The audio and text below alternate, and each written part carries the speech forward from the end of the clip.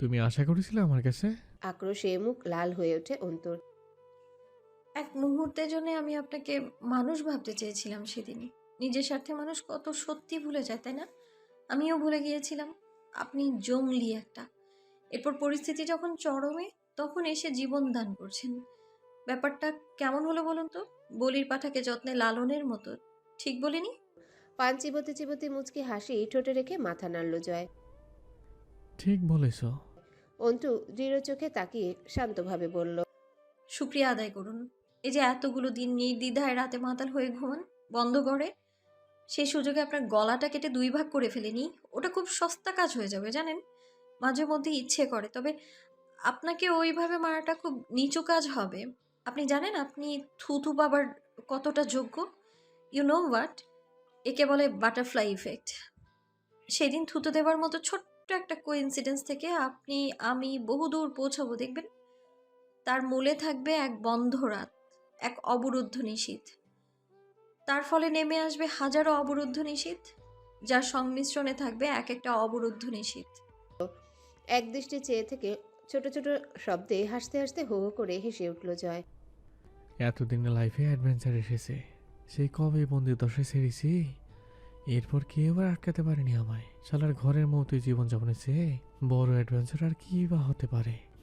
Who the fucking say life is ugly, is there such in adventure in life? Exactly what is the ultimate fun in life? Antu প্রলম্বিত এক শ্বাস টেনে বলল। এইগুলো খুব উৎসাহিত হলো জয়।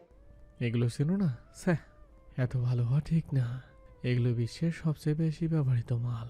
কালাজনিকভের ডিজাইন করা রাইফেল AK-47। চালিয়ে দেখবে একটা? বের করব? আমার উপরে চালাও এটা। যাও, হাত শক্ত হোক, কপালে মেরো না, পায়েটায় মেরে চর্চা করো। বের করি, দাঁড়াও। অন্তু চোখ বুজে গাঢ় শ্বাস ফেলল। তার কাছে এটাকে বাড়ি কম জাহান্নাম বেশি লাগতে শুরু করেছিল এই সময়টাতে। একের পর এক ঘটনাগুলো খুব বিষণ্ণ করে তুলছিল অন্তুকে। মানসিক ভাঙন ধরে যাচ্ছিল মাঝে মধ্যে। জয়কে মারার আগে ওকে আবিষ্কার করার একটা অদম্য কৌতূহল ছুটে বেড়াচ্ছিল রন্ধে রন্ধে। এক রাতে খেতে বসে ছোট মাছের তরকারি মুখে নিতে মুখ চেপে ধরে উঠে যায় তুলি। বেসিন অব্দি পৌঁছানোর আগেই গলগলিয়ে বমি করে ফেলে তরু। দৌড়ে গিয়ে ধরে। সেদিন জানা গেল তুলি গর্ভবতী, ২.৫ মাস চলছে, কাউকে জানায়নি। তরু যেহেতু সাথে থাকে, তরু জানতো শুধু, তুলি জানাতে দেয়নি কাউকে। অন্তু জিজ্ঞাসা করলো, কতদিন হলো এসেছেন এইখানে? 2 মাস পেরিয়ে যাচ্ছে। অন্তু বেশ কিছুক্ষণ চুপ থেকে বলল, কি হয়েছিল বা সমস্যা কি? জিজ্ঞেস করলে কি অনধিকার চর্চা হয়ে যাবে? তুলির বোধহয় কান্না পেল, কাঁদল না। তরু কোয়েলকে নিয়ে ছাদে উঠে যায় কবুতর দেখাতে। তুলি বলল, প্রেমের বিয়ে ছিল, যেদিন মেয়ে হয়নি হামজা ভাই মেনেই নিয়েছিল না। অথচ ওর কাছে রোজ সীমান্তের যাওয়া আসার মাঝখান দিয়েই সম্পর্ক চলছিল আমাদের। সীমান্ত ভাবির কাজিন। মেয়ে হবার পর যখন এই বাড়িতে আসা যাওয়া শুরু করলাম, তারপরেই ভালো ছিল। কিছুদিন পর থেকে কথায় কথায় গায়ে হাত তুলতো। কোনো দিন এই বাড়িতে বলিনি, সেই সুযোগও ছিল না। আব্বু তো বাড়িতে ধারণাই নেই, সব হামজা ভাই। কিন্তু ওকে কখনো এইসব বলার সাহস হয়নি। ভুল আমি করেছি, ও তো কোনো কালেই মেনে নেওয়া নিত না এসব। পরে বুঝলাম ঝন্টু মামার নির্দেশ এইসব। ঝন্টু সাহেব মাঝারের বাবা না? আমার মামা শ্বশুরও রিমি হামজাদের বড় ফুপুর ছেলে, আমার স্বামী। এরপর? আমি ভাবতাম আমার উপর অত্যাচার করত, যাতে আমি হামজাকে মাজহারের বিরোধিতা করা থেকে থামাই। রাজনীতিকে ঘৃণা করার চেয়ে গুরুত্বপূর্ণ দুটো কাজ নেই আমার কাছে। কিন্তু রক্তে জড়িয়ে থাকা এই নিষিদ্ধ নষ্ট নীতিকে এড়িয়ে চলতে আর পারলাম কই। নির্বাচনের সময় এগিয়ে আসার সাথে সাথে তা আরও বেশি খারাপের দিকে গেল। আমি যে কোনো কিছুতেই বাধা দিতে গেলেই অমানসিক অত্যাচার সয়েছি। নেশা করা, স্মাগলিং, মানুষ মারা, চাঁদাবাজি সহ্য করতে পারতাম না আমি। আর কত মারও খেয়েছি গা ভরে। ভালোই লাগতো জানো, কারণ আমার তো যাওয়ার কোনো জায়গা নেই। কোথায় যাব? যেখানেই আসবো সেখানেই সেসবের ঘাঁটি গাড়া। তবু মেয়েকে রেখে চলে এলাম, অথচ কিছু জানোয়ারের রুচি হয়নি। শুধুই মারধর করতো? নেশাও করে, মারাত্মক নেশা। আমি অ্যাবর্শন করিয়ে ফেলবো আরমিন। আমার মনে হয় আমার ছেলে হবে। বাপের ছেলে যদি বাপের মতো হয়, ওকে দুনিয়াতে আনার ইচ্ছা নেই। ওই বাপ ছেলে হয়ে ও দুনিয়াতে না আসুক। আমি বহু দূর চলে যাব এইসব থেকে। আমার ভালো লাগে না। I can't tolerate anymore. উত্তেজিত হয়ে ওঠে তুলি। অন্তু দীর্ঘশ্বাস ফেলল। সাধারণ মানুষের কাছে এসব বেশ অজানা, অথচ উচ্চ শ্রেণীর মানুষের সমস্যাগুলো কেমন উচ্চ পর্যায়ের। এসবের মাঝে আছে কি? নেশার, রক্ত, নোংরামি, বিশ্বাসঘাতকতা, অনাচার, অবিচার, লোক প্রতিহিংসা। সেই বা এসব থেকে কম কিসের? এই সকল লোকদের, বউদের অন্তু আগে বেশি ঘেন্না করত। তারা থামাতে পারে না পুরুষদের। আজ সে নিজে কোথায়? সে কি করতে পারছে? নিজের উপর ঘৃণা চেপে যায় অন্তুর। বারান্দায় এসে দাঁড়িয়ে আবারও ভাবে বিষয়টা। রাজনৈতিকতায় ভালো কি কিছুই অবশিষ্ট নেই আর? এত হাহাকার কেন? এর সাথে জুড়ে থাকা মানুষগুলো এত নোংরা কেন? সবাই কি নোংরা? ভালো নেই কেউ? তুলির শরীরে অনেক দাগ দেখেছে অন্তু। সেসব দেখলেই অন্তুর মন চায় বউকে আঘাত করা পুরুষদের কেরোসিন ঢেলে পুড়িয়ে দিতে। পরে মনে পড়ল তার সাথে কি হচ্ছে। সে জয়কে মেরে ফেলেছে। অন্তু চিটমিট করে উঠল নিজের উপর বিতৃষ্ণায়। আজকাল নিজেকে সহ্য হয় না অন্তুর। নাপাক, নির্লজ্জ, আত্মমর্যাদাহীন রাস্তার মেয়ে মনে হয়। মূল্যহীন পতঙ্গ বলে মাঝে মধ্যেই ডেকে ওঠে নিজেকে। জয় বাড়িতে ঢুকে রুমে আসে না। প্রথমে ডাইনিং স্পেস পেরিয়ে ওপারের স্টোরের দিকে যায়। বহুবার হামজা এবং হুমায়ুন সাহেবকেও যেতে দেখেছে অন্তু। নেশা করতে যায় নিশ্চয়ই তিনজনই। জায়গাটার যাওয়ার রুচি আসেনি কখনো অন্তুর। এই বাড়িতে অনৈতিক কাজ হয় সেটা ধরে ফেলেছে অন্তু। পেপার পড়ে অন্তুর কাছে তার বিশদ ব্যাখ্যা করা আমজাদ সাহেবের স্বভাব ছিল। অস্ত্রের ব্যবসা নাকি রাজনীতিবিদদের লেওয়াজ ছাড়া সন্ত্রাসরা করতে পারে না। অন্তু শুনেছে আব্বুর কাছে। কারণ প্রশাসন রাজনীতিবিদদের চেটে বাঁচে। প্রশাসনকে হাতে রেখে নিজেদের ধান্দা চালাতে রাজনীতিবিদের যদি অল্প কিছু ভাগ দিলেই চলে, তো সন্ত্রাসরা সংসদের এই জিহবা বের করে শ্বাস নেওয়া কুকুরগুলোকে হাতছাড়া করবে কোন দুঃখে? এই পাটোয়ারি বাড়িটা হলো একটা অস্ত্র সংরক্ষণাগার, জাল টাকার বাক্স, শয়তানের নিরাপদ বাসস্থান। অন্তুর দমফাটা হাসি আসে এসব ভাবলে। আরে কি বুদ্ধি এদের! প্রশাসনের সাহস কি যে কোনো পলিটিশিয়ানদের বাড়িতে হানা দেয়, রেড মারে, তল্লাশি চালায়? সর্ষের মধ্যেই ভূত। সেই সর্ষে দিয়ে দেশের ভূত ছাড়াতে গেলে ব্যাপারটা যেমন হওয়া উচিত তেমনই হচ্ছে। সেভাবেই পরিচালিত হচ্ছে স্বাধীন বাংলা, জয় বাংলা। পুলিশ ফাঁড়িতে ড্রাগ, অস্ত্র, নারী, শিশু পাচারের কারখানা, এমন কাহিনী পুরনো। সাথে এটাও পুরনো যে সাদা খানদানি পোশাকে আবৃত জনদরদি নেতাগোছের মানুষগুলোর শতভাগ নিরাপত্তা নিশ্চিত বাড়িগুলো একই কাজে ব্যবহৃত হয়। অন্তু ভুল ঠিকানায় চলে এসেছে, অথবা হতে পারে ভুল ঠিকানাকে সঠিক করে তুলতে জানটা হারাতে হয়। জয় মদ গেলে সোফায় বসে, এক প্যাক করে ঢালে, গ্লাস উঁচিয়ে ধরে অন্তুকে বলে। এক পিস নেবে? অন্তু বলে। আপনি ওভারডোজ খেয়ে মরে যান প্লিজ। জয় গম্ভীর হয়ে বলল। আমি মরলে তোমার কোনো লাভ নেই। অন্তু তাচ্ছিল্য করে হাসে। লাভ? গাঢ় চোখে তাকিয়ে বলল। মানুষের মতো দেখতে আপনার মতো জঙ্গলি পশুগুলো আরও কত মানুষের অমানুষ হয়ে ওঠার কারণ হয়। দেখেছেন কতটা নিচে নামিয়েছেন আপনি আমায়। কারণ মৃত্যু কামনায়ও কি এক অদ্ভুত সুখ পাচ্ছি আমি। দিন দিন ঠিক আপনারই মতো রক্তচোষা হয়ে যাচ্ছি। জয় হেসে ফেলল। আমার মৃত্যু কামনা করার লোকের অভাব নেই। এত ভিড়ের মধ্যে তোমার নামটাও হারিয়ে যাবে। অন্য কিছু কামনা করো। এই যেমন ধরো পঙ্গু হয়ে যাওয়া, কুষ্ঠরোগে আক্রান্ত হওয়া, প্যারালাইজড হয়ে পড়ে থাকা, এসব। দুই চুমুক গিলে আবারও বলল। আর এখন বললেই তো এখন মরে যাওয়া যায় না। কয়েকদিন পর মরবো। কিছু কাজ বাকি আছে। কয়দিন পর কেন? তুমি আর কয়দিন বেঁচে থাকো। আমাকে সাথে নিয়ে মরবেন? আরে নয়তো পরে যদি আবার আমি মরার পর আমার সম্পত্তি নিয়ে অন্য কারোর সাথে ভেগে যাও। আপনার কোনো কিছুকেই কিছু মনে হয় না তাই না? All is well, all things are normal, fine. Joy মাথা দুলিয়ে গানের তালে নাচার মতো চোখ বুজে হাসল।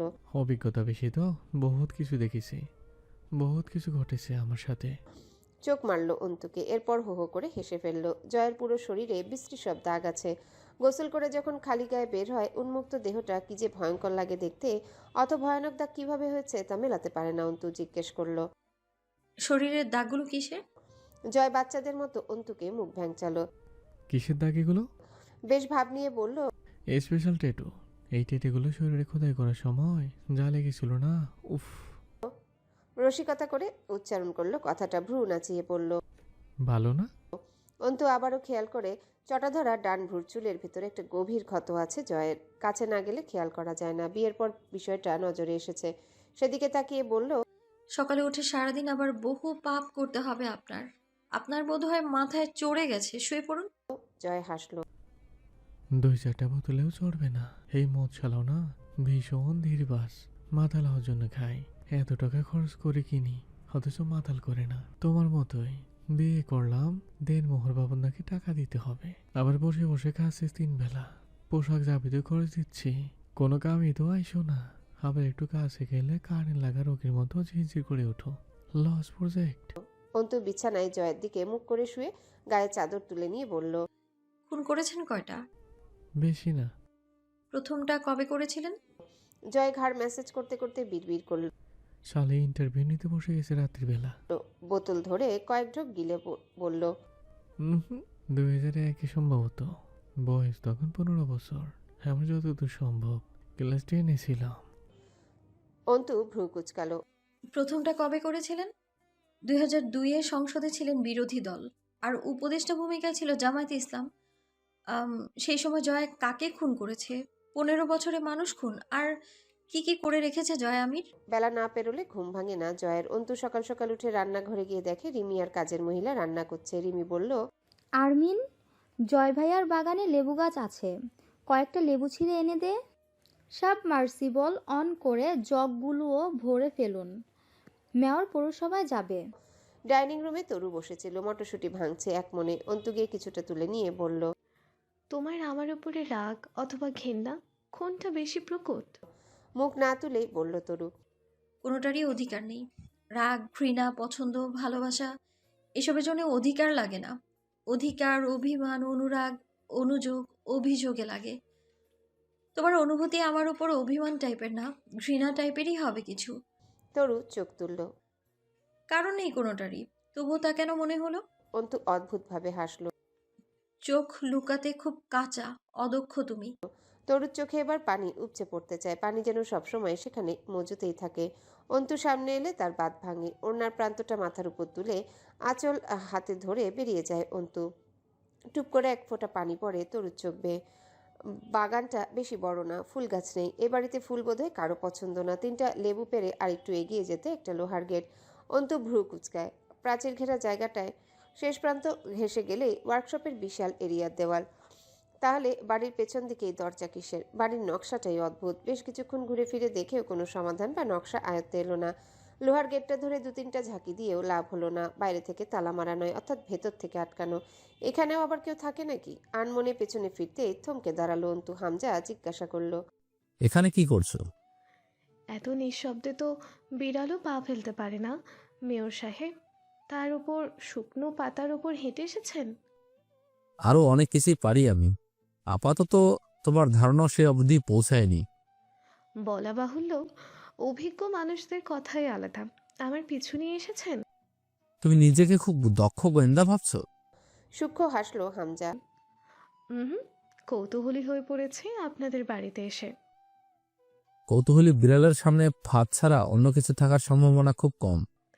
বিড়ালকে ফাঁদে ফেলার এমন কি দরকার? মাছ না খেয়ে যায়। অন্তু হেসে ফেললো। আপনি কি ভয় পাচ্ছেন আমায় মেয়র সাহেব? তুমি হালকাভাবে নিচ্ছ আমায়।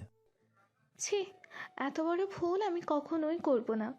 এই যে নজরদারি, এটা তো মস্ত বড় ভুল। ভুল জীবনের চালিকা শক্তি। যে ভুল করতে ভুলে যায় তার জীবন ওখানেই থেমে যায়। ভুলের পেছনে ছুটেই তো আমরা পরিণতিতে পৌঁছাই। হামজা এবং অন্তুর একটা দুর্গেয় দৃষ্টি বিনিময় হয়। হামজা কিছুক্ষণ চুপ থেকে হেসে ফেললো। তোমাকে বিয়ে দিয়ে এনেছিলাম কেন বলো তো? আমাকে আটকাতে। আপনি জানতেন আমি বাইরে থাকলে আমার উপর নজর রাখা একটু টাফ হবে, তাই পাশের ঘরে এনে রাখলেন। ভুল করেছেন, বিশাল ভুল। ভুল জীবনের চালিকা শক্তি। অন্তু বলা কথাটা অন্তুকে মনে করিয়ে দিয়ে চোখ মারল হামজা। রাতের বেলা হাইওয়ে ব্রিজে দাঁড়িয়ে হামজা জয়কে বলল, বাঘিনীর চেয়ে আহত বাঘিনী বেশি ভয়ানক হয়। কমন তবে গুরুত্বপূর্ণ কথা, তোর বউকে নিয়ে বিপত্তি বাঁধবে দেখছি। আস্তে আস্তে মেরে ফেলবো। কথাটা এমনভাবে বলল জয় দুজনের চোখাচোখি হয়, হো হো করে গা দুলিয়ে হেসে ফেলল। তুই কি প্রেমে পড়ে যাচ্ছিস? দেখতে শুনতে ভালো, শরীরটা টানে, কিন্তু শালি খুব কড়া। প্রেম প্রেমে পড়ছি না। পড়লেও বেশি পড়িস না। আচ্ছা, পিচ করে এক খাবলা থুতু ফেললো ব্রিজের নিচে। মেয়ে লোকের প্রেমে পড়া আমাদের শরীরের জন্য হানিকারক। দুজনে বেশ কিছুক্ষণ পাগলের মতো দম ছেড়ে হাসলো, থামেই না হাসি। উল্টাপাল্টা কি কথা বলে আবারও হাসে। জয় প্রস্তাব দেয়। রাস্তা ফাঁকা, চলেন একটা দৌড়ের প্রতিযোগিতা হয়েছে। বহুদিন পর জয় আপনি সম্বোধন করলো হামজাকে। হামজাকে রেখে ঝরঝর করে রেডি 1 2 গো বলে ছেড়ে দৌড় লাগায়। কিছু দূর পৌঁছে চিৎকার করে বলে, আমি জিতে গেছি, তোমার শরীরটা ভারী হয়ে যাচ্ছে, বউয়ের সঙ্গ কামাতে হবে। হামজা তেড়ে যায় জয়কে মারতে। জয় দৌড়াচ্ছে, বহুদূর দৌড়ে যায় দুজন। সামনে বিস্তীর্ণ মাঠ, অল্প কুয়াশা। দুজন থেমে দুটো সিগারেট জ্বালায়। জয় কান ধরে। এক সকালে দোতলায় দরজায় কলিং বেলে চাপ পড়ছিল। অন্তু দরজা খুলল। ডাক পিয়ন দাঁড়িয়ে আছে। তুলির নামে পত্র এসেছে, রেজিস্টার করা পত্র। তুলি তখনও কোয়েলকে নিয়ে ঘুমাচ্ছিল। অন্তু চিঠিটা গ্রহণ করলো, তবে খুলল না। স্বভাব নেই তার এরকম। দুপুর গড়িয়ে যাবার পর অন্তুর মনে পড়ল তুলিকে চিঠিটা দেবার কথা। তুলি চিঠি খুলে থম মেরে বসে রয়। চোখে মুখে প্রতিক্রিয়া নেই। অভিব্যক্তিহীন নজরে চেয়ে রইল দেয়ালে ঝুলানো ক্যালেন্ডারের দিকে। জানুয়ারি 3 তারিখ আজ। দেশ উত্তাল ঢেউয়ে ভাসমান। অবরোধ, হরতাল, রক্তারক্তিতে পিচের রাস্তা রঞ্জিত হয়ে উঠছে চারিদিকে। সহিংসতা, বর্বরতা খবরে কান পাতা যায় না। তার মাঝ দিয়েও পারিবারিক ব্যক্তি জীবনের টানাপোড়ানে একটুও ভাটা পড়েনি। জীবনটা কেমন যেন, খুব পাগল, খুব এলোমেলো এই জীবনের পরিকল্পনাগুলো। ওর এসব পরিকল্পনা মোতাবেক পরিচালিত হতেই মানুষ কবে যেন নিথর হয়ে যায়, তবুও থামে না জীবন। অন্তু পত্র খুলে ডিভোর্স পেপার। জলজল করছে এক সিগনেচার, সীমান্ত হেমাদ। তুলি সিগনেচারের জায়গা ফাঁকা। অন্তুর কাছে এই বাড়িতে আপাতত সবচেয়ে রহস্যমণ্ডিত মানুষ তুলিকেই মনে হয়। সেদিন বলা কথাগুলো কেন যেন অন্তুকে সন্তুষ্ট করতে পারেনি সত্যি হিসেবে। অন্তুর শানিত চিন্তাধারায় কথাগুলো খুব অগোছালো আর বানোয়াটের মতো লেগেছিল। হামজাকে কিছু বলে না তুলি, নিজের বাপকে কিছু বলে না। জয়কে বললে টেনে হিচড়ে যেখানে পায়ের কাছে এনে ফেলবে, জয়কেও বলেনি। কারণটা খুব অপরিপক্ক লেগেছে। পালিয়ে বিয়ে করেছে, সেটা মেনে নেবার পরেও এই দ্বিধা। তার উপর আবার হামজা নিজেই জোয়ান তাগড়া পুরুষ, সেই আধুনিক যুগের পুরুষ। তার উপর যে ফেরেশতার মতো নৈতিকতা তার, সেখানে তুলির কথাগুলোতে অসংখ্য অসঙ্গতি ছাড়া বিশেষ কিছু পায়নি অন্তু। আঘাতের দাগগুলো দেখালে সীমান্তের নামে কেস হবে 10টা। তার ওপর সেই লোকই ডিভোর্স লেটার পাঠিয়েছে। অন্তু একটুও বিভ্রান্ত নয়। তার হবু উকিল মাথাটা মোটেও মানতে পারে না মেলাতে। শাহানার অপারেশনের ডেট ফিক্সড হয়েছে। তার আগে ওনাকে কিছুদিন মেডিসিনের উপর রেখে ব্যথাটা নিয়ন্ত্রণে রাখতে পরামর্শ দেওয়া হয়েছে। সকাল সকাল হুমায়ুন দোতলার ব্যাকইয়ার্ডের খোলা জায়গায় বসেন। শাহানা এই শরীরেও স্বামীর জন্য বড়া এবং চা করে নিয়ে গিয়ে পাশে বসে রইলেন। দুজনার মাঝে কখনো ঝামেলা হতে দেখা যায়নি। পরস্পরের সব কিছুর ভাগিদার যেন দুজন। পাপ, দুঃখ, সুখ সব। হুমায়ুন সাহেবের আজ কদিন পানের খুব নেশা জেগেছে। অন্তুকে ডাকলেন। আরমিন, আম্মা শুনতেছে? জি মামা, কিছু দরকার? দুটো পান বানিয়ে আনতো আম্মা। অন্তু পান বানাতে পারে না তেমন, তবুও চুন, সুপারি, জর্দা, খড় সব দিয়ে দুটো পান বানিয়ে এনে দিল। রান্নাঘরে রিমি খাটছে। এই মেয়েটাকে অন্তুর কেন জানি খুব ভালো লাগে। বলা বাহুল্য অন্তু বেশ খিটখিটে মেজাজের। কখনো কখনো তার মনের ভাবের সাথে মুখের আচরণের মিল পড়ে না। এটা হয় যখন সে কাউকে ঘেন্না করে। কারো প্রতি ঘেন্না জন্মালে তার সাথে আচরণে কপটতা চলে আসে। আবার ওর কথাবার্তায় খুব বিষ্ঠালা টাইপের, যে যেমন তার সাথে তেমন। কিন্তু রিমিকে ভালো লাগে ওর। বাপের বাড়িতে এত সমৃদ্ধি থাকার পরেও এ বাড়িতে সাধারণ বউয়ের মতোই সারাদিন চারিদিক সামলাতে চলে। কিন্তু হামজার সাথে সম্পর্কের সমীকরণটা খুব জট পাকানো। সব কাজ করছে, বউয়ের কর্তব্য পালন করছে চুপচাপ। কিন্তু সেখানে আন্তরিকতার বড্ড অভাব। প্রথমে মনে হতো বাপের বাড়ির লোকের সাথে বিরোধিতার কারণেই বোধহয় হামজার উপর ক্ষিপ্ত রিমি। কিন্তু এখন বিষয়টা আরো জটিল লাগে। জয় বাড়িতে নিয়ে আজ দুদিন, কি কাজে বেরিয়েছে কোথায়? অন্তু সারাদিন এই বাড়িতে টই টই করে ঘুরে। মনটা কী সব যে বলে যায়। তার মধ্যে বেশি যে কথাটা বলে, এই বাড়িতে তার আশেপাশে গা ঘেঁষে এমন বহুত ভয়ানক ব্যাপার আছে যা তার খালি চোখে ধরা পড়ছে না। তবে যা চোখে লাগলে সেসব দেখা যাবে, সেটাই বা কি? সেদিন ঝাড়ু হাতে নিয়ে পুরো বাড়ি ঝাড়তে লাগলো। কাজের মহিলা পিছে পিছে ঘুরছিল ঝাড়ু কেড়ে নেবার জন্যে। শেষ অবধি একটা ধমকও মেরেছে আর না পেরে। আপনি আছেন বলে ব্যাপারটা এমন তো নয়। আমি কাজ করলে তা পাপের পর্যায়ে পড়ে। আরও কাজ তো আছে, সেগুলো করুন। এ বাড়ির নকশাটাই অদ্ভুত। অন্তু মধ্যবিত্ত পরিবারের মেয়ে। এসব বড় বাড়ির নকশা তার কাছে অদ্ভুত লাগাটাই স্বাভাবিক। এদের কত রকমের ঘর, কত রকমের ইউনিট থাকে সব। বিশাল ডাইনিং স্পেস পেরিয়ে লিভিং রুমের বাদিকে পড়ে থাকা ঘর। ওটার পাশ দিয়ে দেয়াল ঘেঁষে যে সরু রাস্তাটা গেছে, ওটাকে একটা চিকন বারান্দার মতোই লাগে। বাইরে থেকে বোঝা যায় না দোতলা সাধারণ। এই বাড়িটার ভেতর বেশ বিস্তৃত। অন্তু সেদিকে এগিয়ে যেতেই সরু বারান্দার শেষ পর্যায়ে একটা কাঠের দরজা। কি সে কারুকাজ! এত ঝলমলে কারুকাজ দোতলার সদর দরজায়ও নেই। অন্তু সেদিকে এগিয়ে যেতেই পেছন থেকে রিমির গম্ভীর ডাক শুনে থেমে গিয়েছিল। এদিকে কি করছেন? এদিকটা পরিষ্কার, এখানে ঝাড়ু দেওয়ার কিছু নেই। অন্তুর পর্যবেক্ষক দৃষ্টি জড়িয়ে যায়। আপনি কি কিছু লুকোচ্ছেন রিমি? কি লুকাচ্ছি? সেটা আপনি বললে জানতে পারবো। আপনি যখন এত বোঝেন যে লুকাচ্ছি, তখন এটাও বোঝা উচিত যে কি লুকাচ্ছি। আমি জানি লুকাচ্ছি না। অন্তু মৃদু হেসে উঠল। এখানে আমি আবার আসবো, তাও আপনি জানেন। চুপ থাকার সিস্টেম নেই আমার ভেতরে। জয় আমিরের মতো কথা শিখেছি, তাই না? রিমি আনমনে হাসল। আপনি সাধারণ মেয়ে আমরিন, হাত খালি আপনার। মেয়ে মানুষ আপনি। সাধারণভাবে বাঁচার চেষ্টা করলে বরং দীর্ঘজীবী হবেন, নয়তো ফুরিয়ে যাবেন। চিরজীবী হতে পারবো কিসে? সেটা তো হওয়া যাবে না। তাহলে আর দীর্ঘজীবন দিয়ে করবো কি? আজ চুপচাপ বেঁচে থেকে যদি চিরদিন এভাবেই বেঁচে না থাকা যায়, বরং একদিন মৃত্যুর হাতে ধরা দিতেই হয়। তা কেননা আজই মরি, কিছু করে মরি। শোনেননি, কাল করবে তো আজ, আজ করবে তো এক্ষুনি।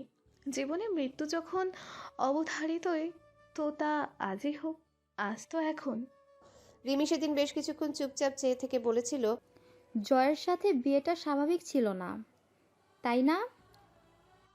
কি করে আপনার মতো মেয়ে এই আগুনে এসে পড়লো বলুন তো? অন্তু মলিন হেসেছিল, কোনো জবাব দেয়নি। কুড়িগ্রামে সেই জমি সাফ করতে গিয়ে অন্তুর চাচাতো ভাইকে বেশ ঘা লাগাতে হয়েছিল।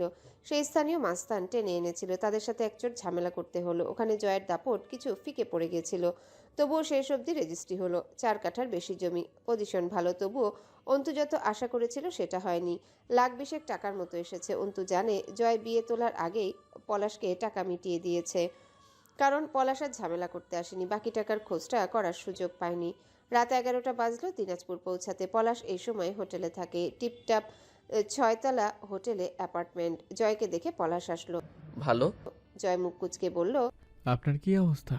গন্ধ লাগতেছে না কে? কি বালের পারফিউম মারেন গায়ে? এয়ার ফ্রেশ মারেন বালটা। পলাশ হাই তুলে বলল, ঘুম পাইতেছে রে, থাকবে এখানে? চল রাতের খাবার খেয়ে শুয়ে পড়ি। না, শ্বশুরের চেহারা ঋণ শোধ করতে আইছি। পলাশ হো হো করে হাসলো। তুইও শেষ পর্যন্ত বেটা ছেলে মাইন্সের জীবনটাই এরাও। শান্তি নাই রে, খুব বেদনা। ভাই নাটক করিন না তো, আর কথায় কথায় হাসছেন না। জার্নি করে আইছি তো, তাই কিছু সহ্য হচ্ছে না গায়ে। তুই আমার সাথে খুব খারাপ আচরণ করিস জয়, তবু আমি কিছুই বলি না। এইটা আমার ভালোবাসা না। স্বার্থ? আমি আপনার কাছে আইছি, এটাই আপনার স্বার্থ। আপনি এত কিছুর পরে সব ভুলে চুপচাপ থাকেন, এটা আপনার স্বার্থ। ধান্দা চালানোর স্বার্থ। ভণ্ডামি কথাবার্তা ভালো লাগছে না, কামের কথায় আসি। পলাশ গা দুলিয়ে হেসে মাথা নাড়ল। আসি। সেদিন আমার সম্বন্ধের বাড়ি গিয়েছিলেন আবার? যাওয়াটা কি অস্বাভাবিক? সেদিন তোর বউ বড় মুখে সময় নিল আমার কাছে, তবু এতগুলো দিন চুপ করে আছি। আমি দিন দিন ভালো হয়ে যাচ্ছি রে জয়। গিয়ে কি করেছেন? তোর সম্বন্ধীর বউ মনে হয় পোয়াতি, ঠিক না? কি যে নোংরা হয়ে উঠল এতক্ষণে পলাশের চাহনি। জয় নির্লিপ্ত দৃষ্টিতে চেয়ে রইল। পলাশ হাসছে, ভয়ানক হাসি। সেই হাসিতে কি যে হিংস্রতা খেলে যায়। দুজন লোক এসে কিছু স্ন্যাক্স আর হালকা ড্রিঙ্কস দিয়ে গেল। পলাশ বলল, কত টাকা এনেছিস? দাবি কত আপনার? বেশি না, যা হয় তাই। কিন্তু গহনা ফেরত দিতে পারবো না, তার বদলে তুই টাকা কেটে রাখ। গহনা খরচা হয়ে গেছে। আর্মিনের ভাবির গহনা ওইগুলো দেন। আমি কথা দিচ্ছি, নিয়ে যাতে আপনার টাকা পরিশোধ করে গয়না নিয়ে যাব। গয়না আর্মিনের ভাবির মায়ের বাড়ির টাকা পাবেন, টাকা নেন। পলাশ গম্ভীর হয়ে সোফায় 2 হাত এলিয়ে বলল, ইললিগ্যাল কিছু করছি না। টাইম আপ, অর্থাৎ গহনা আমার। নিয়ম অনুসারে গহনা বিনা কথায় আমার, কিন্তু টাকা আমি গহনার দামের বেশি দিয়েছিলাম বিধায় গহনার মূল্য মাইনাস করে তুই টাকা দিবি আমায়। আজ আপনি জায়েজ আমি না জায়েজ যান, টাকা পুরোটা নেন, খানিকটা বেশি নেন, তবু গয়না চাই। আমি কথা দিছি সেই কবে, এমনিতেই বহুদিন পর করছি পাটপ্রেমী করে। পলাশ দীর্ঘশ্বাস ফেলল। তোর আমার এতদিনের সম্পর্কে একটা মেয়াজ দিয়ে দুবার ধাক্কা কষলো, খেয়াল করেছিস ব্যাপারটা? জয় হাসল। খালি আমার, আপনার না। ও আমার সাথে আরো অনেক অনেক অনেক অনেক আগে সাথে আরও অনেক অনেক নাড়িয়ে চাড়িয়ে রেখে দিয়েছি, তবু ওর মনের কিছু করেনি। ওর হাত শক্ত হয়নি। Something have special in her, it's not that. Palash ঠোঁট কামড়ে হাসলো। I also acknowledge, but I'm warn you, you will hold her down a bit. মেয়ে মানুষের ওড়াউড়ি দেখার অভ্যাস নেই আমার, ইউ নো ওয়েল। মেয়েগুলোকে কি পরিমাণ চুলকানি আছে আমার। হাউএভার, যদি এমন বেপরোয়া হয়, I even don't know how long I will be able to surprise to myself of cutting her squander. Joy ঢকঢক করে 2 গ্লাস পানি খেলো। হাতের কবজি দিয়ে বাচ্চাদের মতো মুখটা মুছে বলল, আপনি আরমিনের বাপের বাড়ি থেকে নিজেকে গুটিয়ে রাখুন, তাতেই চলবে। বাকিটা আমি সামলে নেব। রাবেয়ার কণ্ঠে অভিমান। মনে পড়ে না তোর আমাকে? অন্তু মৃদু হাসে। মনে পড়ে, ভেতরে অনেক কথা আর জীবনের প্রতি খুব জমেছে আম্মু। আব্বু চলে গেল আমায় রেখে, বলার মতো কেউ নেই। তোমাকে বললে বোকার মতো চেয়ে থেকে শুনবে, বুঝবে না বিশেষ। তবুও দরকার তোমাকে। সামনে বসে কথাগুলো বলার পর যে গালে মুখে হাত বুলিয়ে চুল বাঁধতে বসবে, ওই আদরটুকু দরকার আমার। কিন্তু আসতে পারছি কই? খুব কাজ নাকি রে ওই বাড়ি? মলিন হাসলো অন্তু, বুঝতে দিল না রাবেয়াকে। অনেক কাজ আম্মু। আম্মু, শরীর ভালো তোমার? তোরে খুব দেখতে মন চায় অন্তু, একটু ভালো লাগে না বাড়িতে। তোর বাপ চলে গেল, তুইও ফেলে চলে গেলি অন্তু। আমারে জ্বালানোর মানুষ দুইটা নাই। কি করি কত সারাদিন? ফরমাইশ খাটবো কার আর কারো ধমকাবে আমারে? আমার দম আটকে আসে রে অন্তু। আরেকবার ডাকো তো অন্তু বলে। এবার এতে কেউ ডাকে না এই নামে। তখন বুঝি এই ডাক যে কারো মুখের নয়, আমার লোকেদের ডাক এটা। আরেকবার ডাকো। তুই ভালো আছিস তো অন্তু? খারাপ আছে নাকি? বড় দোতলা বাড়ি, অভাব অনটন নেই, চিন্তা ভাবনা নেই, বেশ চলছে আম্মু। সত্যিই বলতেছিস? অন্তুর মনে হলো তার বোকাশোকা সরলা বাঙালি আম্মুটা বেশ বুঝমতির মতো কথা বলছে। শ্বশুরবাড়ির ঘানি টানা মেয়ের মায়েরা বুঝি মেয়ের কণ্ঠে বহুত কিছু বুঝে ফেলার বিশেষত্ব ধারণ করে। অন্তুর এক দেহে বহু সত্তার বাস, তার মাঝ থেকে এই মুহূর্তে কোমল বাচ্চা সত্তাটা খুব ধাক্কাধাক্কি করছিল। মনটা হাহাকার করে উঠছিল, এভাবে আব্বু কেন কল দেয় না, গম্ভীর কণ্ঠে কেন জিজ্ঞেস করে না। কবে আসবে এ বাড়িতে? আর আশা লাগে না তোর মাকে দেখতে? তোর মা দেখতে চাইছে তোকে। নিজের কথা বলবে না। চাপা স্বভাবের মানুষদের ভালোবাসা অন্যরকম সুন্দর হয়। অন্তুর গলা ধরে আসে। রাবেয়া ডেকে ওঠেন। অন্তু। অন্তুর বুকটা ধুপ করে উঠে। কি হয়েছে আম্মা? রাবেয়া চুপ থাকেন। অন্তু বোঝে কোনো বিষয়ে দ্বিধাদ্বন্দ্বে ভুগছেন রাবেয়া। সে অভয় দেয়। কি হয়েছে আম্মু? কিছু বলবে? কি সমস্যা? অবশেষে এলেন রাবেয়া। তুই না বলছিলি পলাশের টাকা দিয়ে এরপর কনে সাজবি? হ্যাঁ তো। গর্জে উঠে অন্তু। পর মুহূর্তে জলের মতো শান্ত কণ্ঠে বলে, পলাশ গিয়েছিল নাকি বাড়িতে? দৃঢ় বিশ্বাস নিজের ধারণায় অন্তুর। রাবেয়া চুপ ওপাশে, অথচ অন্তুর ধারালো মস্তিষ্কের আন্দাজের সাথে রাবেয়ার অস্পষ্ট ফুপানো কান্না দুয়ে দুয়ে চার মিলে যায়। অন্তু হাসে মৃদু। আম্মু, টাকা দিয়ে দেওয়া হয়েছে। ও এমনিই গিয়েছিল, হয়তো শয়তানি করতে গিয়ে বলেছে নিশ্চয়ই টাকা পাইনি। মিথ্যা বলেছে। আর যাবে না, নিশ্চিত থাকো। জয় আমিরকে বলি সেই ব্যবস্থা করব আমি। রাবেয়া এরপর অন্তুর খোঁজ খবর জিজ্ঞাসা করছিলেন, বিভিন্ন ধরনের কথা বলছিলেন অন্তুর সাথে। সে সবার কানে যায় না। অন্তুর মাথাটা আউলে উঠে দ্রুত বলল, পরে কথা বলবো আম্মু, এখন রাখি। মামা শ্বশুর ডাকছেন আমায়। অন্তু হিসেব মিলিয়ে নেয় জয় মিথ্যা কথা বলেছিল। একটু অবাক হবার মতো বিষয় নয়, বরং নিজের উপর অবাক হলো জয়ের কথা মেনে নিশ্চিন্তে থাকার কথা ভেবে। আক্রোশে মাথা চুল টেনে ধরে অন্তু। না জানি পলাশ বাড়িতে গিয়ে কি করে এসেছে। সে সময় নিশ্চয়ই অন্তিক বাড়িতে ছিল না।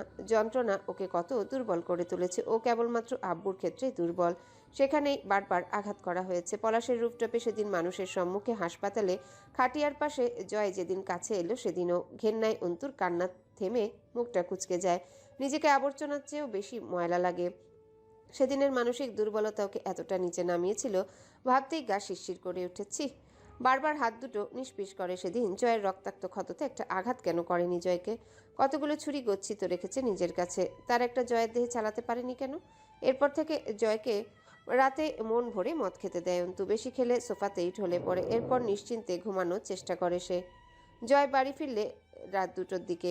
হুমায়ুন সাহেব দরজা খুলে দিলেন, 2-4টা কড়া কথাও শোনালেন। বিপক্ষ হলো শাহানা। অন্তু বারান্দায় দাঁড়িয়েছিল, ঘৃণায় চোখ বুজে গায়ে শ্বাস ফেলে অন্তু। প্রশ্ন করে বাতাসকে, এই সকল নোংরা নারীগুলোকে তৈরি করতে নিশ্চয়ই কোনো নর্দমার মাটিই ব্যবহার করেছিলেন সৃষ্টিকর্তা। জয় ঝাড়া মেরে নিজেকে ছাড়িয়ে বলে, কি বালের আদি খেতে দেখাচ্ছ, ছাড়ো।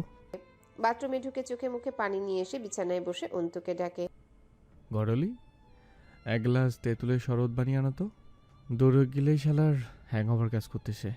অন্তু সামনে এসে দাঁড়িয়ে জিজ্ঞাসা করে, কোথায় গিয়েছিলেন? যা বললাম তা করো আগে, পরে ইন্টারভিউ নেবে। আমি যা বললাম সেটার জবাব দিন। অন্তুর হুঙ্কারে বদ্ধ 4 দেয়াল গুংড়ে উঠল যেন। জয় মাথা তুলল। তুমি কি চাচ্ছ আমি উঠি? এক ধাক্কায় দোতল থেকে সরাসরি ভেস্তে বসে যাবে। নিষেধ করছি না, চেঁচাবে না, কানে কোনো সমস্যা নেই আমার। অন্তু মুহূর্তের মাঝেই মোটা কাচের ফুলদানিটা তুলে ছুঁড়ে মারে জয়ের দিকে। ফুলদানিটা জয়ের কপালে শুকিয়ে যাওয়া ক্ষততে লাগে। গলগলিয়ে রক্ত বেরিয়ে আসে, লুটিয়ে পড়ে জয় মেঝেতে। পরক্ষণেই অন্তুর গাটা শিরশিরিয়ে কেঁপে ওঠে। সে টের পায় সে হ্যালুসিনেট করছে। তীব্র ইচ্ছে বিভ্রম হয়ে চোখে ধরা দিচ্ছে। অসীম ধৈর্যের সাথে জিজ্ঞাসা করে, আপনার গালে জিহ্বা কয়টা? আল্লাহর রহমতে একটাই। তোমার কয়টা দেখি, হা করো তো। পা ঝুলিয়ে শুয়ে পড়ে জয়। কোথা থেকে আসছেন? কত কাজেই তো থাকে আমার, প্রতিদিন তো আর ঘরে বসে থাকি না, আজ আর বিশেষ কি। অন্তু দাঁতে দাঁত ঘষে। I ask you again, where did you go? এবার মিথ্যা বললে আল্লাহর কসম আমি আপনার জিহ্বাটা টেনে আলাদা করে ফেলবো কণ্ঠনালী থেকে। জয় ভ্রু কুচকে উঠে বসে কিছুক্ষণ অবুজের মতো চেয়ে থাকে অন্তুর দিকে। পরক্ষণেই ক্ষুধার্ত পশুর মতো উঠে দাঁড়িয়ে থাবা দিয়ে ধরে অন্তুকে। বান্দির বাচ্চা, তোর কলিজা বের করে ওজন করে দেখবো, আর একবার আওয়াজ করবি তো। তোর মতো জানোয়ারেরা পারে কি বাটপাড়ি, চুরিচামারি, অবিচার আত্মসাৎ করে লোকজনের মুখ খোলার আগে তাদের কলিজাটা বের করে মুখ বন্ধ করা। এই তো, আর কিছু পারলে তবে না হয় করতি, আমার সাথেও না হয় তাই করবি। জয় অন্তুর গাল চিপে ধরল। ভয় পাস না কেন আমাকে? আমি তোকে সার বেশি দেই নাকি তোর ভয় কম? ভয় পাস না তুই আমাকে? তোর মতো রাস্তার ছেলেকে ভয় পাওয়ার আগে আমার শরীরটা শেয়াল কুত্তায় ছিঁড়ে খাক। যে কথা রাখতে পারিস না তার আশ্বাস কেন দিস? একটা ছুতো রেখেই দিয়েছিস। পলাশ জানোয়ারের আবার আমাদের বাড়িতে যাবার। প্রতিদিন কত লোক মরে, দাফন হয়ে যায়, অথচ পলাশ অথবা তোদের মতো বেজন্মাদের হায়াত লম্বা। জয় আস্তে করে ছেড়ে দেয় অন্তুকে, শান্ত স্বরে বলে, বেজন্ম নই আমি। আমার থেকে ছাড় পাওয়া বন্ধ হলে কুকুরের মতো ছিঁড়ে খাবে তোর পরিবারকে, এটা বললে চলবে না। অন্তু দেয়াল ঘেঁষে মেঝেতে বসে পড়ে, চোখের পানি ছাপিয়ে কড়া কণ্ঠে বলে, মেরে ফেলছেন না কেন? শুধু জান ছাড়া আর কিছুই তো বাকি রাখেননি। কি আছে আমার পরিবারের? দুনিয়াটা আপনাদের, আমরা তো সব মাটির পোকা। আপনারা হাঁটছেন, পিষে মুচড়ে যাচ্ছি আমরা। এবার না হয় কবর দিয়ে দিন। না সইতে পারছি আর না কিছু করতে পারছি, এটা বড় যন্ত্রণার। অন্তু মাথাটা দেয়ালে এলিয়ে দেয়। জয় চেয়ে থাকে অন্তুর মলিন মুখশ্রীতে। এখন শান্ত, অথচ মিনিট খানেক আগে বাঘিনীর মতো গর্জন করছিল বহুরূপিণী। জয় চোখ ফেরায় না।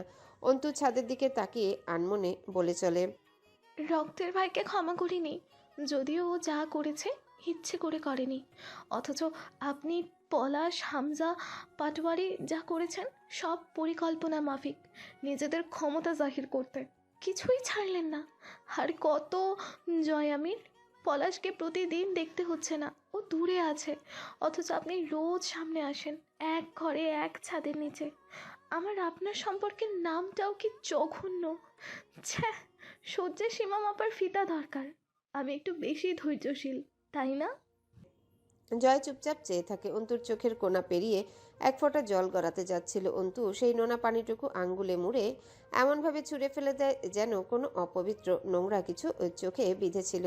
জয় কপালে হাত চালিয়ে জোরে জোরে শ্বাস ফেলে বেডসাইড টেবিলের উপর থেকে হ্যান্ড প্রেসিং বলটা তুলে হাতের মুঠোয় চাপতে থাকে বারবার। অন্তু চোখ বুজে বসে থাকে মেঝেতে, অস্পষ্ট স্বরে বিড়বিড় করে, আব্বুকে মেরে ফেললেন আপনি, অথচ কায়দা এত নিখুঁত, দোষ দেওয়া যায় না আপনাকে।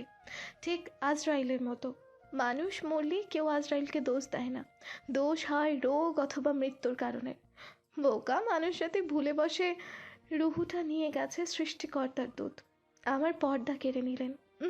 বিনা কারণে নয়, কারণ আছে অবশ্যই। জানেন, একবার থুতু দিয়েছিলাম আমি আপনাকে, অন্য কেউ হলে কি করতো? হয়তো একেবারে বদলে 2বার, আচ্ছা 3বার থুতু দিত আমার মুখে। কিন্তু যেখানে কথা জয় আমিরের, আপনার উপর মুগ্ধতা জমানোর একটা বাক্স কিনতে চাইছি। আপনি এত চমৎকার কেন? আর 5টা মানুষের সাথে আপনার বিকৃত মস্তিষ্কের জিদগুলো একটু মিল নেই, পুরোই ডিফারেন্ট। অন্তু নিয়ম করে বাগানে যায় আজকাল। ওই লোহার লাল গেটটা অন্তু রোজ যায় একবার করে। ফেরার সময় এক পুরুষকে ঢুকতে দেখা গেল, হাতে কয়েকটা ব্যাগ। অন্তুর দিকে বারবার তাকাচ্ছিল। লোকটাকে উঠে যাবার সুযোগ দিয়ে নিজে ওয়ার্কশপের দেয়ালে আড়ালে দাঁড়িয়ে থেকে পরে উঠে এলো দোতলায়। পরে জানা গেল এটাই তুলির স্বামী। হুমায়ুন সাহেব ডেকেছেন। হামজা এসে বসলো। কোয়েল দৌড়ে এসে আব্বুর গলা জড়িয়ে ধরে কোলে চড়ে বসে। এক প্যাক চকলেট ও বিভিন্ন খাবার দাবার ধরিয়ে দিল সীমান্ত। হাস্যোজ্জ্বল চেহারা, কথাবার্তা কি সুন্দর করে বলছে কোয়েলের সাথে। বুকের সাথে চাপটে ধরে বসে আছে মেয়েকে। অন্তুর ফের সন্দেহ হয় এই লোক এত খারাপ। আসলেই মারধর, নেশা, ভাঙ, ডিভোর্স। বৈঠকে জয় নেই। ক্লাবে গিয়েছিল সকালে। গতকাল এক মিছিল শেষে হানাহানি হয়েছে। কার নাকি বুক ফুঁড়ে গুলি চলে গেছে। বেশ কয়েকজন আহত বিরোধী পক্ষের হামলায়। এসব অবশ্য হামজার পার্টির সাথে হয়নি, হয়েছে সংসদ সদস্য মহোদয়ের বাড়ির সামনে। সেখান থেকে জয় যাবে ভার্সিটিতে, সুতরাং সেই বৈঠকে নেই বরাবরের মতো। তরু চা বানিয়ে দিলে অন্তু তা ট্রেতে তুলে নাস্তা সাজিয়ে এনে সোফার সেন্টার টেবিলে রাখে। কথা তুলল হামজা, সরাসরি বলল, দেখ সীমান্ত, সংসারে ঝামেলা সবার হয়, কিন্তু ডিভোর্সের ব্যাপারটা ঠিক বুঝলাম না। আমি অবুঝ নাকি ঘটনা বেশি জটিল? তোর এরকম সিদ্ধান্তের বিশেষ উপযুক্ত কারণ খুঁজে আর 2 দিন এত হাঙ্গামার মাঝেও বেশ হয়রান আমি। সীমান্ত চুপচাপ বসে রইল। আর কোনো মেয়ে লোক নেই বৈঠকে, অথচ অন্তু দাঁড়িয়ে রইল ট্রে হাতে নিয়ে। হামজা বলতে পারল না সরাসরি, বারবার আর চোখে তাকালো। অন্তু সেসব অগ্রাহ্য করে দাঁড়িয়ে রয়। শাহানা কাশতে কাশতে এসে বসলেন। বেশি কিছুক্ষণের নীরবতা ভেঙে হুমায়ুন সাহেব কিছু বলতে গিয়েও বললেন না। শাহানা বেশ কোমল স্বরে বললেন, এটা আমার বাচ্চা না। ঘরটা থমকে যায় সীমান্তর ছোট একটা বাক্যে। অন্তু কিঞ্চিত ভ্রু জড়িয়ে ফেলে। বসার ঘরে থাকা পুরনো বাড়ির পেন্ডুলাম ঢং ঢং করে বেজে উঠে জানান দেয় বিকাল 4টা বাজছে। হামজা নীরবতা ভাঙল। তোর বাচ্চা না, কার বাচ্চা? সীমান্ত একটু নড়ে চড়ে উঠে এবার ঢোক গিলল কয়েকটা, ঠোঁট চাটলো জিভ দিয়ে। মেয়েকে কোল থেকে নামিয়ে মাথা নিচু করে বলল, আমি তুলিকে তালাক দিতে চাই ভাই। আর না, আমি ওকে পাঠিয়েছি এই বাড়িতে, ও নিজে চলে এসেছে এখানে। ডিভোর্স ও চায়। সীমান্তর কথায় জড়তা। হামজা কিছুক্ষণ চুপচাপ বসে রইল। গলা উঁচিয়ে ডাকলো তুলিকে। বজ্রের মতো শোনা যায় কণ্ঠস্বর। তুলি যন্ত্রের মতো হেঁটে এসে বসে। তার মুখের সেই মেকি হাসি নেই যেটা সবসময় অন্তু খেয়াল করেছে। মনে হয়েছে খুব ধৈর্যের সাথে তুলি নিজেকে স্বাভাবিক রাখার চেষ্টা করে যেন। হামজা জিজ্ঞাসা করল, এবার বল কি সমস্যা? মেজাজের নিয়ন্ত্রণ হারাবো খুব তাড়াতাড়ি। কি হয়েছে তোদের? সমস্যা কি? তুলি চুপ থাকে। হামজা বেশ কয়েকবার জিজ্ঞাসা করলো, কেউ কোনো কথা বলল না। হামজা অপেক্ষা করে চুপচাপ। সীমান্ত চোখে মুখের কাতরতা, অস্থিরতা। হামজার জহুরি চোখ এড়ায় না। অন্তুর দৃষ্টি, সীমান্তর চোখ স্থির। ওর চোখে ভয়, আতঙ্ক। কি হয়েছে তুলি? থাপড়ে কথা বের করার স্বভাব কিন্তু পুরনো আমার। তুলি খানিক সময় নিয়ে বলে, মেয়ে হবার পর শ্বশুরবাড়ি থেকে আমাকে ফ্ল্যাটে নিয়ে এলো। রোজ ফ্ল্যাটে পার্টি হতো, সেখানকার মদ পরিবেশক অথবা বাইজি যাই বলো সেটাই ছিলাম আমি।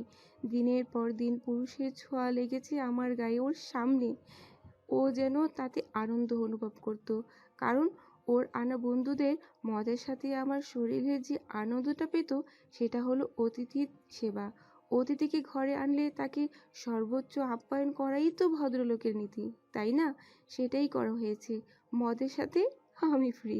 এ পর্যায়ে হুমায়ুন সাহেব উঠে চলে যান। শাহানা উসখুস করছিলেন। অন্তুর শরীর অবশ লাগছিল, পা দুটোতে ঝিঝি ধরে যাচ্ছিল। তুলির মুখের এসব গা শিউরে ওঠা কথা এত সাবলীলভাবে শুনে। এরা কি মানুষ? সাধারণ সমাজের সভ্যতা থেকে কতটা বিমুখেরা। দুনিয়াতে কত কিছু ঘটে রোজ। অন্তুর মনে হতো সেসব শুধু সংবাদপত্রে লেখা থাকে। জয়ের সাথে দেখা হবার পর থেকে সংবাদপত্রের খবরগুলোকে খুব সাধারণ মনে হয়, বরং মনে হয় বাস্তবতা এর চেয়েও কুলসিত। তুলি আনমনে বলল, এ বাচ্চাকার আমি নিজেও জানি না। মাতাল হয়ে বেহুশে ঘুমিয়ে থাকা স্বামীর সামনে রাতের পর রাত ধর্ষিতা হয়েছি। কার বাচ্চা? কিভাবে বলি বলো? অন্তুর শরীরটা ঝাঁকুনি দিয়ে ওঠে। হাতের লোম খুব দাঁড়িয়ে যায়। 2 আঙ্গুলে সজোরে কপাল চেপে ধরে মুখ লুকানোর চেষ্টা করে। এরপর যা হবে তাও আশাতীত ছিল। হামজা বেশ কিছুক্ষণ চুপচাপ মেঝের দিকে চেয়ে থাকলো। সীমান্তর শরীরটা ঘেমে চুইয়ে পড়ছিল, চোখে মুখে নিদারুণ কাকুতি। ভদ্রলোকের পোশাক ও চালচলনের মাঝেও চোখ দুটো লাল, অর্থাৎ এখনো বোধ হয় নেশার প্রভাব আছে শরীরে। নীরব ঘরটায় ওর হৃদস্পন্দন কানে ধরার মতো। হামজা ঝুঁকে পড়ে সেন্টার টেবিলের পাদানি থেকে চাপ্পড় তুলে নেয়। পশুর মাংস ছাড়ানোর কাজে ব্যবহৃত হয় এই অস্ত্র।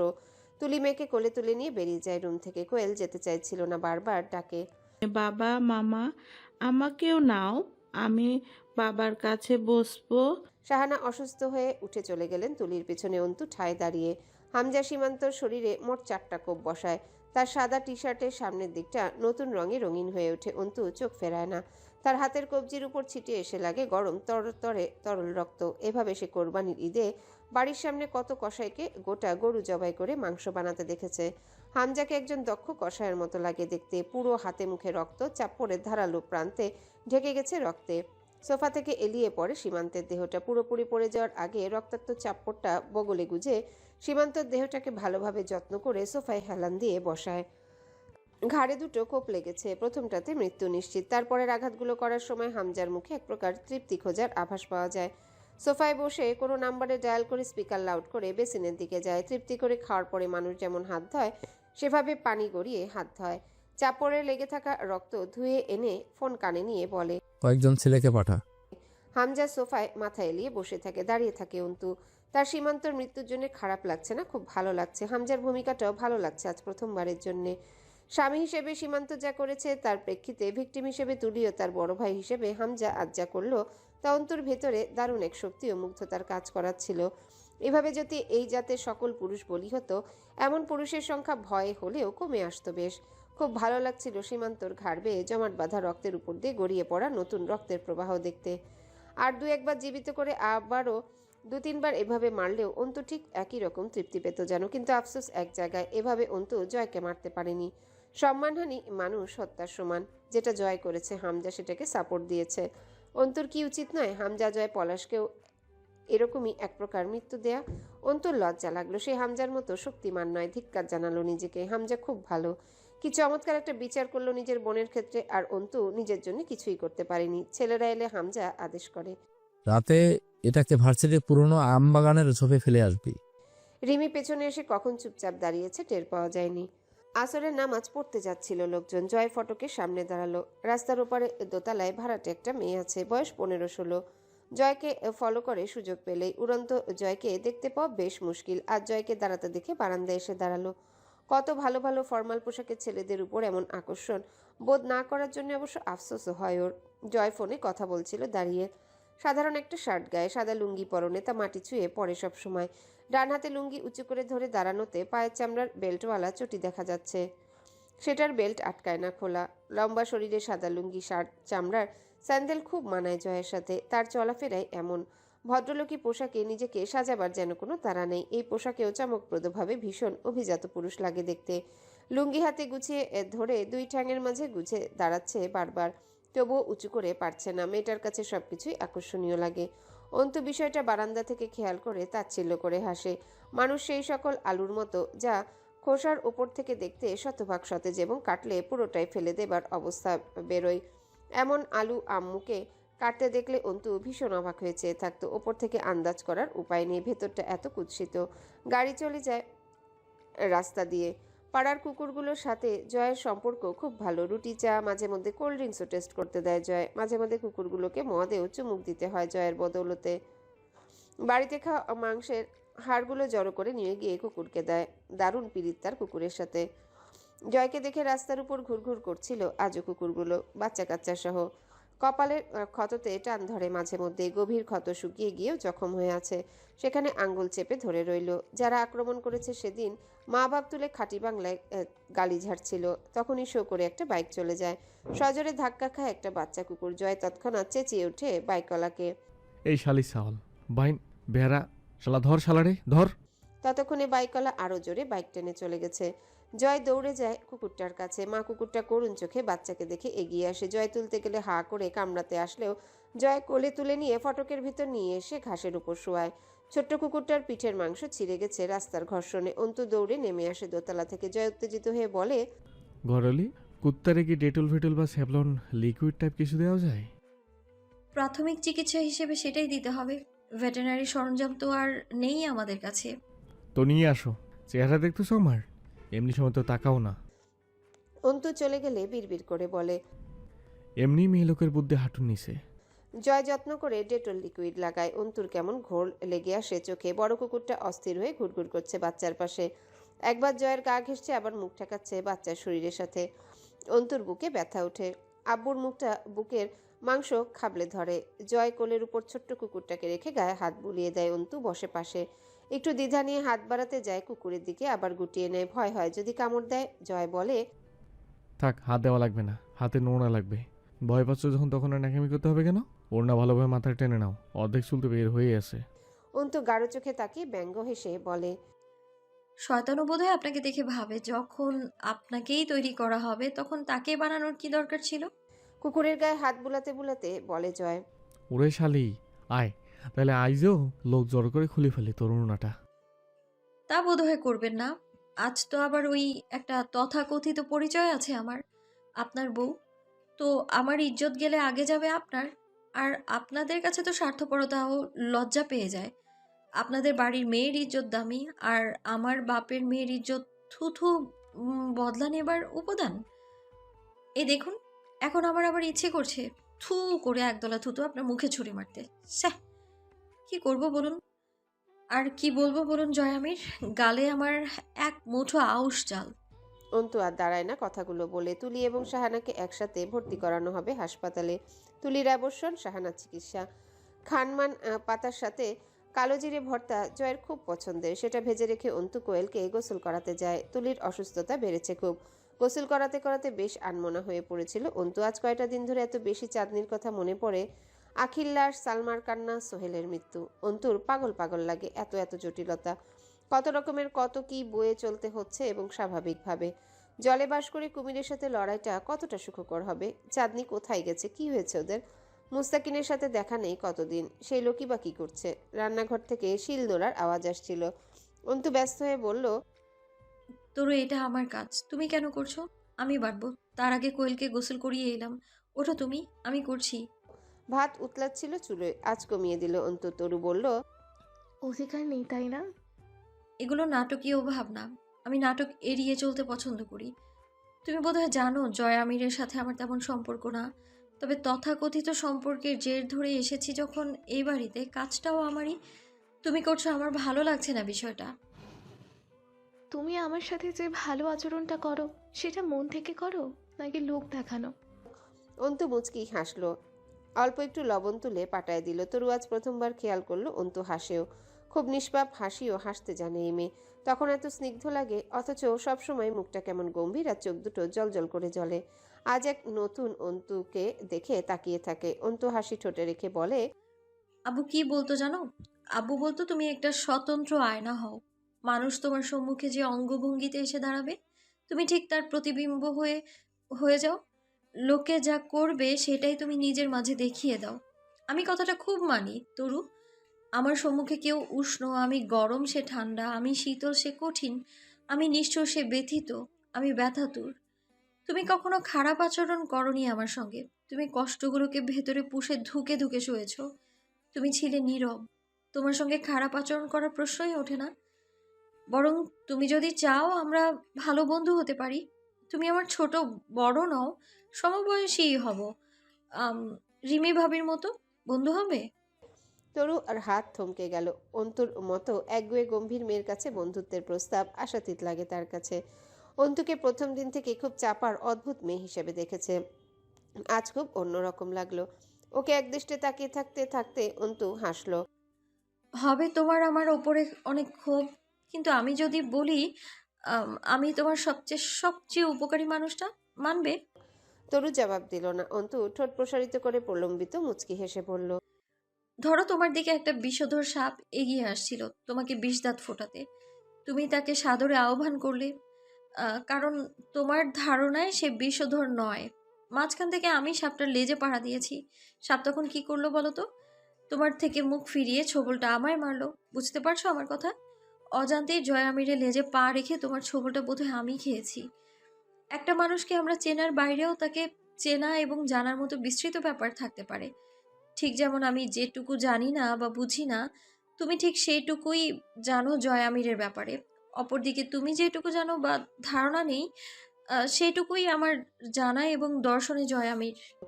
অন্তু ভাতের মার ফেলতে ব্যস্ত হয়ে পড়ে।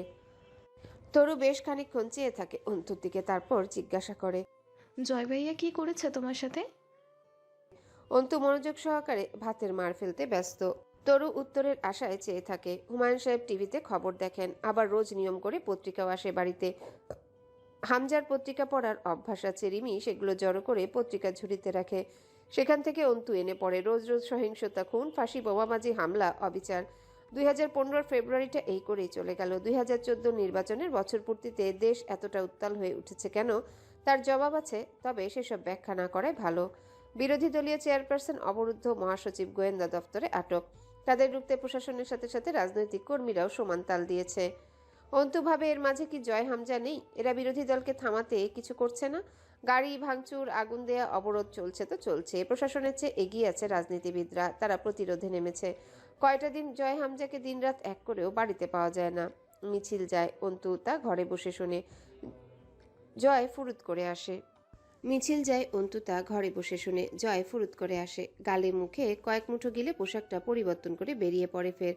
কোথায় যায়, কি করে, সেসবের খবর নেই। মহাব্যস্ত তারা। বিরোধী দলকে রুখতে তাদের পায়ে সুতো ছিঁড়েছে। এতে কিছুই না। এরা মরল বাঁচল সবই এদের হাতের কামাই। শিকার সাধারণ মানুষ। রাস্তায় নিরাপত্তা নেই, চলাচলে শান্তি নেই।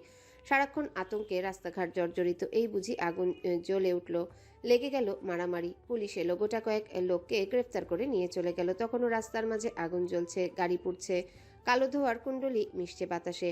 ফের যেন 2013 ফিরল রব। চারিদিকে হাহাকার, রক্ত আর বন্দিত্ব।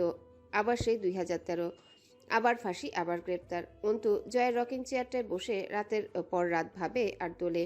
তার চোখে ঘুম নেই। মাঝে মধ্যে আব্বু এলে কথা হয়। জয় হামজা কত রাত বাড়ি ফেরে না, কোথাকার কোন বৈঠকে সম্মেলনে পড়ে থাকে। সারা রাত বাইরে থেকে সকাল 11টায় জয় বাড়ি ফিরল একবার। পরনে কালো পাঞ্জাবি, ডান হাতে ঘড়ি, বা হাতে রূপোর রিসলেট ঝুলছে কবজির উপর, পায়ে চামড়া স্যান্ডেল, পরিপাটি পরিচ্ছদ, কিন্তু চুলগুলো এলোমেলো, চোখ দুটো রক্তলাল। সারা রাত নির্ঘুম থাকার ফল। মুখটা গাম্ভীর্যে ছেয়ে আছে, যেটা পাঞ্জাবি গায়ে চড়ালে আপনা আপনি চলে আসে তার চেহারায়। তখন দেখতে পাক্কা রাজনীতিবিদ লাগে। রিমি খাবার বেড়ে দিলে পাঞ্জাবির হাতে গুটিয়ে বসে পড়ল। গপ গপ খেতে শুরু করার কথা এখন, কিন্তু তা করছে না জয়। রিমি আস্তে করে জিজ্ঞাসা করলো, আপনার ভাইয়া কোথায়? কাজে আছে? রিমি চুপচাপ চলে যাচ্ছিল। জয় ডাকলো, ভাবি, কিছু দরকার? হাত কাটা আমার, খাইয়ে দিন। কাটছে তো কাটছে, শালার ডান হাতটাই কাটছে, নাকি চামচ দিয়ে চালাবো? ডান হাতের পুরো তালুটা ব্যান্ডেজে জড়ানো। রিমি নাক মুখ কুচকে বলল, আর নাটক করবেন না তো। এমনিতেই আপনাকে দেখলে গা জ্বলে আমার, তার উপর যদি ঢং করেন। এগিয়ে এসে প্লেটটা ঝাড়ি মেরে কেড়ে নিয়ে খাবার মাখাতে শুরু করে। জয় অল্প হাসলো নিঃশব্দে, খাবার মুখে নিয়ে থুতু করে ফেলে দিল। সেই বেলায় মাছই দিয়েছেন, 1000বার কইছি মাছ পছন্দ না আমার, মাছ আমি খাই না। আর কিছু নাই, তা দিয়ে ভাত দেন। রিমি থমকে উঠল। এত আহ্লাদ কিসের আপনার? যা দিচ্ছি তা দিয়ে খেয়ে উঠুন। আপনার মতো দামড়াকে খাওয়ানো ছাড়াও আমার আরও কাজ আছে। আর কিচ্ছু রান্না করেন নাই? তরু আজ আর ডিম ভাজতে গেল না। তার চোখে মুখে কিসের যেন ক্ষোভ দেখা যায় জয়ের জন্যে। এই ঘৃণাটা জয় অন্তুর চোখে দেখেছে। তা দেখে মুচকি হাসলো জয়। আরমিন বাড়িতে পা রাখার পর পরিবেশ বদলেছে। চেনা পরিবেশ অচেনা হয়েছে। তার কবুতরগুলোকে সময় দেওয়া হচ্ছে না আজকাল। ছাদে দানা ছিটিয়ে পানি দিয়ে খোপগুলো দেখলো। নতুন ডিম ফুটলে খুব বেশি খুশি লাগে। জয় জীবনে যতবার অ্যালার্ম সেট করেছে কিছু না কিছু কাণ্ড ঘটেছে। শেষ রাতে এসে ঘুমানোর পর সকাল সকাল অ্যালার্ম বাজলে ফোন তুলে ঝাটাকছে এক আছাড়, ফোন ভেঙে 6 টুকরো। এভাবে কয়েকটা ফোন ভাঙলো। একদিন এই দুঃখে সে একটা তরতাজা মোরগ কিনে এনেছিল। সে শুনেছে মোরগ রোজ ভোরে চেঁচায়, তাতে ঘুম ভাঙে। এভাবে 2-3 দিন মোরগটা চেঁচালো, কিন্তু সহ্য করা যাচ্ছিল না। আর একদিন সকালে 4টার দিকে এসে ঘরে এসে শুয়েছিল জয়। মোরগ তার খানিক বাদে আল্লাহর নামে গলা ফেরে ডাকাডাকি শুরু করলো। এক লাফে বিছানা ছেড়ে উঠে ছাদে গিয়ে মোরগটাকে জবাই করে নিচে এসে রিমির হাতে মোরগ ধরিয়ে দিয়ে বলল, আজ মোরগের ঝোল খাবো দুপুরে, ভালো করে কষে রান্না করবেন। কিন্তু কবুতর ভরে চেঁচায় না। সে নিত্য নতুন জাতের কবুতর এনে ছাদে ভরে ফেলেছে। ময়নার মা ঘরে আসো? ও ময়নার মা। অন্তু বারান্দায় দাঁড়িয়েছিল। জয় ঘরে আসতে আসতে ডাকলো। অন্তু নাক কুচকায়। হোয়াট ইজ ময়নার মা? জয় ঢুকলো আর অন্তু তাকে পাশ কাটিয়ে বেরিয়ে গেল রুম থেকে। জয় বিছানার চাদর ফেলে তোষক টেনে তুলে কাঠের ক্লেটগুলো উঠিয়ে ফেললো। টাকা অথবা অস্ত্র থাকার কথা নেই। এক ঝটকায় মাথায় রক্ত উঠে গেল। কপালে আঙ্গুল চেপে ধরে ডাকলো, আরমিন, আরমিন। রিমি বসার ঘরে সিলিং ফ্যান পরিষ্কার করাচ্ছে একটা ছোট ছেলেকে দিয়ে। অন্তু ঘরে ঢুকলো। জি। টাকা কোথায়? টাকা? ওগুলো টাকা ছিল না, কাগজ ছিল, টাকার মতো দেখতে। মূর্খ নাকি আপনি? জাল টাকা কি টাকা? জয় দাঁত কিরমির করলো। ধৈর্যের পরীক্ষা নিও না। টাকাগুলো কোথায়? পুড়িয়ে দিয়েছি। পুড়িয়ে দিয়েছিস? হ্যাঁ, পুড়িয়ে দিয়েছি। জয় থাবা দিয়ে ধরলো অন্তুকে। গায়ের ওড়না টান দিয়ে খুলে অন্তুর গলায় পেঁচিয়ে ফাঁস টেনে বলল, খাঙ্কির মেয়ে, আরেকবার বল, টাকা পুড়িয়ে দিয়েছিস? অন্তু জয়ের পাঞ্জাবির কলার চেপে ধরে হিড়হিড় করে টানতে টানতে দক্ষিণ দিকে জানালার দিকে নিয়ে যেতে যেতে বলল, এবার আর বলবো না, চল দেখাই তোকে। তোদের কালো বাজারি মাল আমি পুড়িয়ে দিয়েছি। যা দেশের দশের ক্ষতি করে তা বিছানার নিচে রেখে আমি চোখ বুজে ঘুমোতে পারি না। ওড়নার ফাঁস শক্ত করে জয়। অন্তুও ঠিক একইভাবে জয়ের বুকের ত্বক খামচে ধরে চিবিয়ে বলল, আমি ব্যথা পাচ্ছি, ওনার প্যাচ শিথিল করুন। তোর এত সাহস কেন মাগির বাচ্চা? ভয় লাগে না তোর আমাকে? আপনাকে ভয়? কোনো তো কারণ থাকা চাই কাউকে ভয় পাবার জন্য। আপনার মতো কাপুরুষকে ভয় পেয়ে আমি আমার নারী সত্তাকে কলঙ্কিত করতে দুনিয়াতে জন্মাইনি জয় আমির। জয় এতই জোরে ফাঁস আটকে ধরল অন্তু চোখ উল্টে আসার উপক্রম হলো, অথচ অন্তু দমল না। জয় নিজেই হার মেনে হাত শিথিল করে গাল চিপে ধরল। মনটা চেয়েছে ঠ্যাং বরাবর টান মেরে সিঁড়ি 2 ভাগ করে ফেলি। তোর সাথে কি করা উচিত বুঝে উঠতে পারছি না আমি। হয়রান লাগে খুব। অন্তু বলল, আমি ব্যথা পাচ্ছি, ছেড়ে দিন আমায়। আমি অবলা নারী না। স্বামীর নির্যাতন সহ্য করার মতো ক্যাপাসিটি অন্তত আপাতত আমার মাঝে নেই। তুই টাকা পড়েছিস কেন? সুরের বাচ্চা, সত্যি কথা বল, কোথায় রাখছিস টাকা? বাইরের লোক দাঁড়িয়েছে কিন্তু, এখানেই জবাই করে আমি যেতে দাফন করে যাবো একদম। অন্তু নরম হলো। কোথায় যাবেন ওই টাকা নিয়ে? জয় তাতে একটু বিভ্রান্ত হলো। কোথায় টাকা? জাল টাকা দিয়ে কি করেন আপনারা? আপনারা না দেশপ্রেমিক? জয় আবারও নিয়ন্ত্রণ হারালো, কিন্তু অন্তুকে ধরার আগে অন্তু জয়কে ধাক্কা মেরে জানালার দিকে ঠেলে দিয়ে বলল, দেখতে পাচ্ছেন কালো ছাই স্তূপ, দিয়াশলাইয়ের বাক্স, আপনার আধ খাওয়া মদের বোতল পুড়িয়ে দিয়েছি আমি। কাল যখন ইনশাআল্লাহ আইনজীবী হব, নিজের ভেতরটা যখন আমার কাছে কৈফিয়ত চাইবে, আমি এক সময় আমার সামনে দিয়ে আমার দেশের নিরীহ জনতাদের অধিকার নষ্ট হতে দেখেছি, দেশের ক্ষতি হতে দেখেছি, কিন্তু কিছুই করিনি। নিজের কাছে বড় ছোট হয়ে যাব না আমি? এই গ্লানিটুকু যাতে না বইতে হয়, ব্যাস দিলাম পুড়িয়ে। জয় ওড়না ছেড়ে দিয়ে হতবাক হয়ে চেয়ে রইল। এই চেনি, তুই কি পাগল রে? পাগলামি শুরু করছিস? শালার আমি তো বোধ হয়ে গেছি রে। তুই আজ কদিন করছিসটা কি? সিরিয়াসলি? এত ধৈর্যশীল আমি না। ওই ওই, তুই বাপ, তুই কি মনে করছিস আমায়? জয় মাথা চুল টেনে ধরে বিছানায় বসে পড়ল। বিশ্বাস করা শক্ত, একটা মেয়ে ওর সাথে কি করে যাচ্ছে। ওকে হার মানতে হচ্ছে মেয়েটার জেদ আর সাহসের কাছে। পলাশকে কি বলবে? এর মধ্যে মাঝেহাটদের ভাগ ছিল, নতুন শত্রুতা তৈরি হবে ফের। ওদেরকে বোমা মেরেও বিশ্বাস করানো যাবে না যে কোনো মেয়ে লোক জয়ের বিরুদ্ধে গিয়ে এত দূর পৌঁছাতে পারে। আর অস্ত্র? সেই সব কি করছিস তুই? তুই তোরে তো আমি। অন্তু শান্ত স্বরে জিজ্ঞাসা করলো, কি করবেন অস্ত্র দিয়ে? অথচ জয় এক মুহূর্তের মাঝে উঠে দাঁড়িয়ে পিস্তলটা ঠেকালো অন্তুর থুতনির নিচে। একদম পুঁতি ফেলবো ওইগুলোর কিছু হলে। দাম তোরে বিক্রি করে মেটাবো। শালি, আমি বের হব। তাড়াতাড়ি কো, অস্ত্র কই? খাঙ্কির বাচ্চা। আমার আম্মু সেরকম না। নিজের পরিচয় আমার উপরে চাপানোর চেষ্টা করবেন না। জয়ের নিজেকে পাগল পাগল লাগলো এক মুহূর্ত।